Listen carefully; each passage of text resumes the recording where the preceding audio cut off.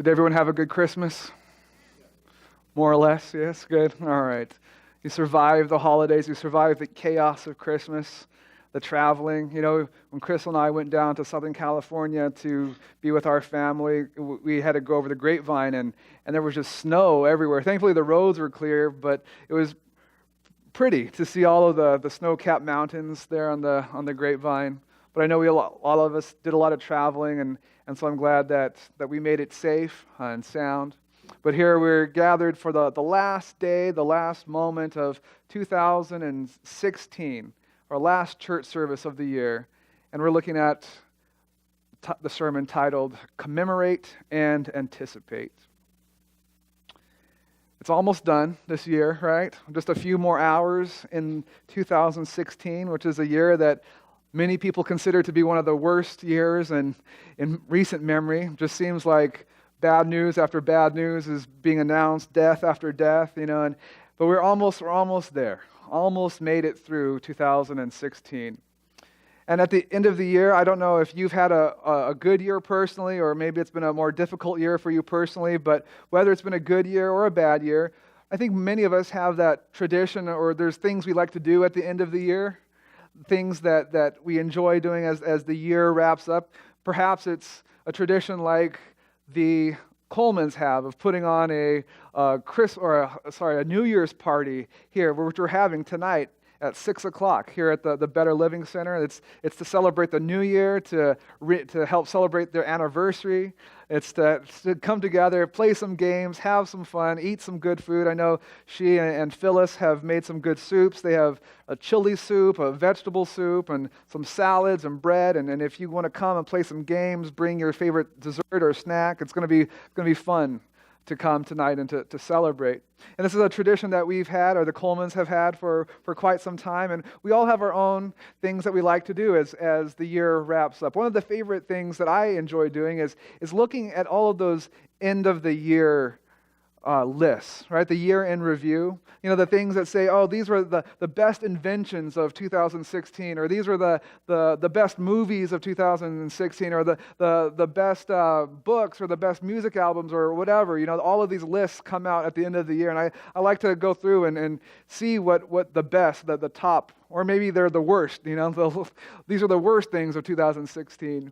But I like to go and review the year that way. It's interesting to me.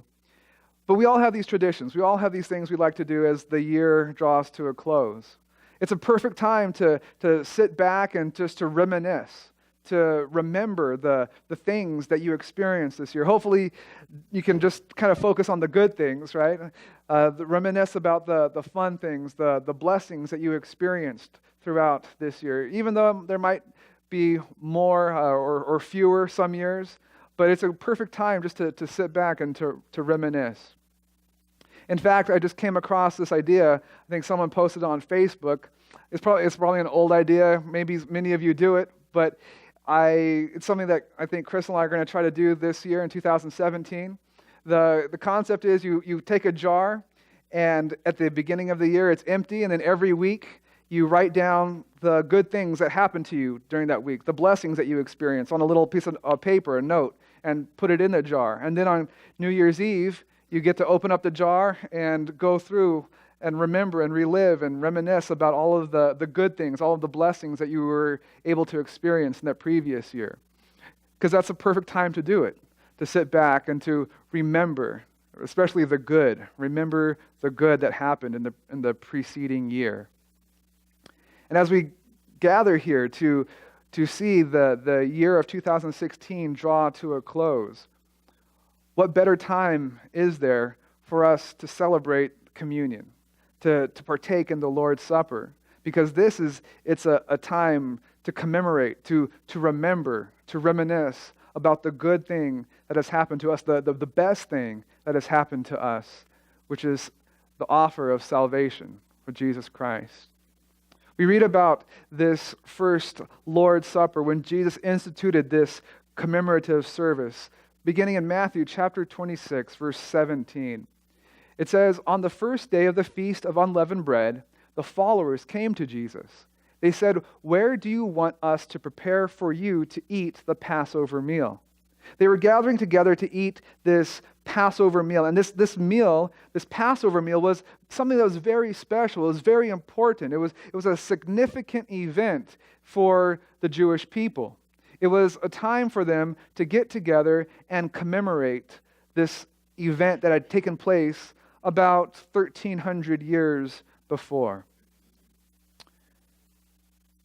Ellen White writes in the book Counsels for the Church, page 298, that the Passover was ordained as a commemoration of the deliverance of Israel from Egyptian bondage.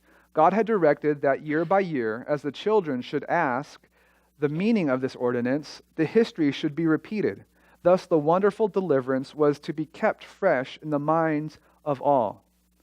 So every year, the Israelites would gather to eat this Passover meal, to remember this deliverance that God had worked for their ancestors by setting them free from slavery in Egypt. They were no longer slaves to the Egyptians. They were now free. And so every year they would gather to remember this, to celebrate this, to look back and to think about this fact that God had set them free, that God had blessed them in such a tremendous and powerful way.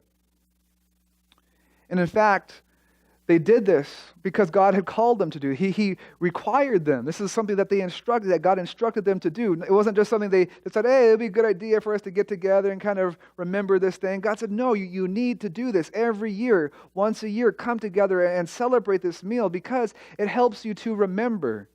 When you eat this meal, you're going to share the story of the Passover meal, of when you were slaves in Egypt, and when the 10 plagues came, and the 10th and final plague was when the angel of death came over and killed the firstborn, but the angel of death passed over the homes that had been marked with the blood of the Lamb. And so you celebrate this Passover meal knowing that the angel of death had passed over your ancestors, and that had brought your freedom. And that's why you're here, because of the Passover experience. And it didn't just stop there. I want you to remember the fact that when the Pharaoh set you free, when he sent you on your way, that you got to that point where you felt you were stuck between the Red Sea and the Egyptian army, but I continued to work in your favor. I continued to help save you and deliver you. I separated and parted the Red Sea for you to walk through and secure your freedom, your independence from slavery to Egypt.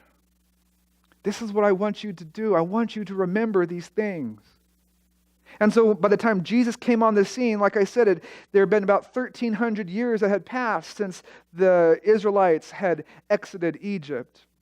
And so, of course, no one alive at that time had been at that Exodus event. There was no one that could remember what had happened exactly. They hadn't witnessed it firsthand. But they gathered to remember because they had gathered to remember with their parents, who had gathered to remember with their parents, who had gathered to remember with their parents, all the way back to the people that had experienced it firsthand. And so as the Israelites had gathered from generation to generation, this memory had been passed down through those 1,300 years. And so even though as the people gathered around the Passover table to eat the Passover meal, no one remembered that the specific Exodus event, it was still a memory they shared in their collective minds because they had this meal to bring them together. They had this meal to celebrate, to commemorate this event. And so they gathered to remember this thing that had passed from parent to child down for hundreds and hundreds of years. But here, at this point, when the disciples gathered in this upper room to celebrate this final Passover meal with Jesus before he was going to be crucified, as they gathered together in this meal to remember the passing over of the angel of death, to remember the freedom that they had won or they had been given from the Egyptians, as they gathered to remember and to commemorate the Passover and the Exodus, something changed. Something was different. Jesus says in Matthew chapter 26, verse 26, while they were eating, Jesus took some bread and thanked God for it and broke it. Then he gave it to his followers and said, "Take this bread and eat it. This is my body."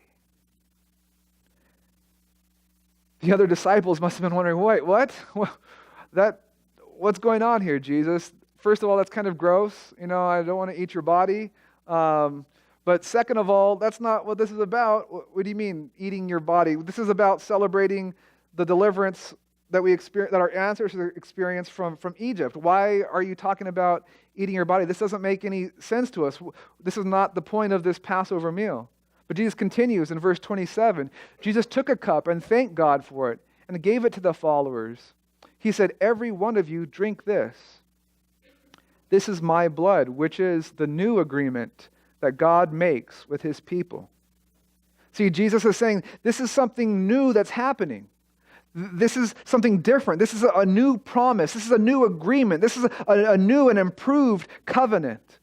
See, the old agreement, the old promise, the old covenant, this is what God was living up to when he delivered your ancestors from Egypt. Because of the old agreement, because of the old promise, God saved your ancestors, saved your people, saved us from being slaves to the Egyptians. But now something is different. Now there's something new that's taking place. Now God is improving this agreement. God is building upon that promise, and he's changing it. He's modifying it. He's increasing it in your favor. And he continues by saying, "This blood is poured out for many to forgive their sins." He said, now this is the newness. He said, because no longer is this meal going to be about you remembering things that happened to your ancestors way in the past in Egypt. That this meal is no longer about the plagues of Egypt. This meal is no longer about the death of the firstborn. Instead, this meal is about my death. So no longer is this meal about how your ancestors, how people were delivered from bondage, from being slaves to the Egyptians. Now this meal is about how everyone is being delivered from bondage, from being slaves to sin. This is what this meal is now about. This is the new agreement. This is the new promise. This is the new covenant. That now everyone is going to be set free from slavery to sin. And this is why we gather to eat the communion meal. This is why Christians all over the world come together throughout the year to partake in the Lord's Supper. Because we gather to remember, to celebrate, to commemorate the amazing thing that Jesus did on the cross for you and for me. Luke, in his account of the Lord's Supper, in his account of that communion meal, he writes in Luke chapter 22, verse 19, "Then Jesus took some bread and gave thanks, broke it, and gave it to the apostles, saying, 'This is my body, which I am giving for you. Do this to remember me.'" He makes it even more clear that as you had gathered to remember the Passover, now you're going to gather and eat this bread that symbolizes my body, and you're going to drink this wine, this grape juice that symbolizes my blood, and you're going to remember not the Passover anymore, you're going to remember me. You're going to remember my death. You're going to remember my sacrifice. You're going to remember my offer of freedom to every one of you. Do this to remember me. Counsels for the Church continues in that passage. It says, "The ordinance of the Lord's Supper was given to commemorate the great deliverance wrought out as the result of the death of Christ." This is why we commemorate with the Lord's Supper, with the great deliverance. As good and as amazing as the Israelites' deliverance was from Egypt, the deliverance that Jesus offers all of us is even greater. It's even more tremendous. It's even more amazing and even more mind-blowing that Jesus offers freedom from sin, from death even, to everyone that accepts his offer. And so we gather and we eat this meal to remember. Not because any one of us was alive 2,000 years ago to eat this meal in the upper room with Jesus, or to see Jesus die on the cross on Calvary. Instead, we gather to remember because our parents gathered to remember, and their parents gathered to remember. We gather to remember so this memory of Christ's sacrifice can be transferred from one generation to the next generation. It can be passed down for 2,000 years. So this event, this amazing, this powerful event that none of us witnessed, we can remember it as a people because we gather together to eat this special meal, to commemorate what God has done for us. But the thing is, the Passover meal, or the communion meal, the Lord's Supper, it's not just about looking back. It's not just about commemorating what has happened. Jesus continues in verse 29, he says, I tell you this, I will not drink of the fruit of the vine again until that day when I drink it new with you in my Father's kingdom. See, Jesus says, yes, when you eat this bread and you drink this wine, remember me, remember what I have done. But also remember that when you drink this and you eat this, remember that I have made this promise that I'm not going to touch this stuff until I get to eat it and drink it again with you in heaven. Because this is what my sacrifice is about. Yes, I'm calling you to do this, to remember me, to remember my sacrifice, but this is the point. The point of me dying on the cross isn't just for you to remember that I died on the cross. The point of me dying on the cross is so that I can come again and take you to heaven, and we can eat this meal together in God's kingdom, where there's no more need for sacrifice. There's no more death or sorrow or suffering or separation. And this is my promise to you, that when you come together and you commemorate what has happened in the past, you also anticipate me fulfilling my promise of the future, that I'm going to come again, and we're going to eat this meal together again in heaven. This passage in Counsels of the Church finishes with Mrs. White saying, till he shall come the second time in power and glory, this ordinance is to be celebrated. It is the means by which his great work for us is to be kept fresh in our minds. This is how we remember. This is how we stay current in this understanding of who Jesus is and what he has done for us. By remembering, by coming together and remembering his powerful work on Calvary, and his powerful work in the clouds of glory. By coming together, we remember, we commemorate, and we also anticipate. See, as the new year comes, and the old year finishes, when we take time to reevaluate and remember the things of the previous year, we also look forward to the new year. We anticipate the calendar change. We enjoy that feeling of a fresh slate that a new year brings, because it brings us that hope of a better life, of an improved life. In the same way, as we gather at the Lord's table to eat the Lord's Supper, we look forward to this new and improved life that Jesus promises to us when he comes again in the clouds of glory.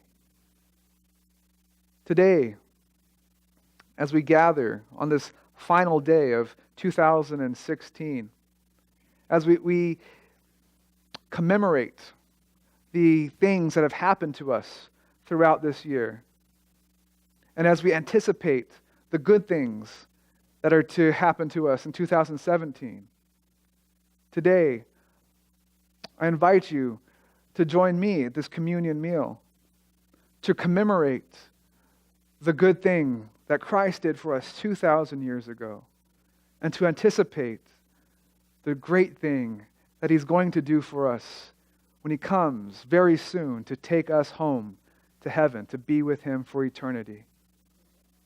Today, if you are willing and wanting to enjoy this time of commemoration and anticipation, I invite you to take part in two ordinances with us. The first is the ordinance of the foot washing. Now, I know this is a little unusual, this is a little different, but this is something that Jesus did in the upper room, and he says, wash each other's feet as a symbol of humility, that you don't get such a big head, a big ego, that you think you're better than other people.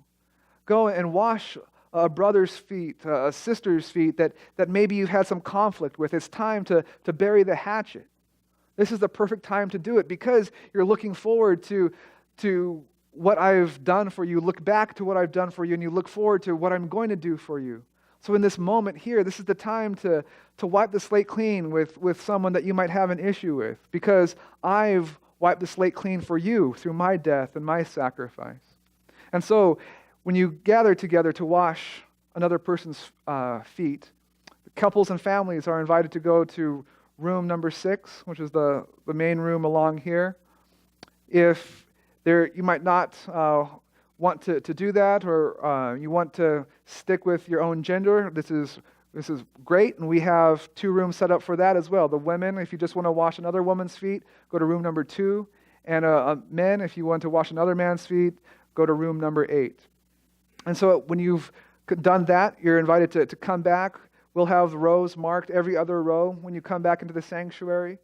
If you can sit in a row that is not marked, or marked appropriately, rather. If you don't feel that you're quite up to the foot washing, I invite you to stay here in the sanctuary. There'll be some music playing, and you can use this time meditating and reflecting on the cross and on Christ's sacrifice. But I really invite all of you to stay by to enjoy the actual partaking of the emblems. And we have an open communion here. It doesn't matter what your background is. If you are desiring to make Jesus your Lord and your Savior, and you accept His sacrifice on your behalf, you are welcome to stay and to join us for the communion emblems. So again, as we celebrate this special event in the calendar, it's time for us to celebrate this special event in our walk as Christians. So if you would like, I invite you to join us for the ordinance of foot washing now. Thank you.